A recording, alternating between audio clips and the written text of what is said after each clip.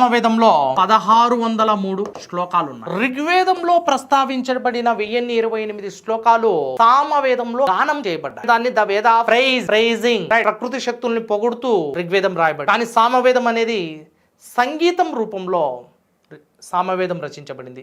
యజుర్వేదం యజ్ఞయాగాల రూపంలో యజుర్వేదం రచించబడింది.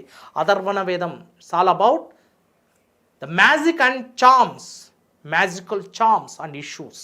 1603 శ్లోకాలను కలిగి ఉంది. ఇవి మొత్తం సంగీతానికి సంబంధించినవి. సంగీతం, so the ancient Indian music and the origin of ancient Indian music is beautifully mentioned in the Samaveda.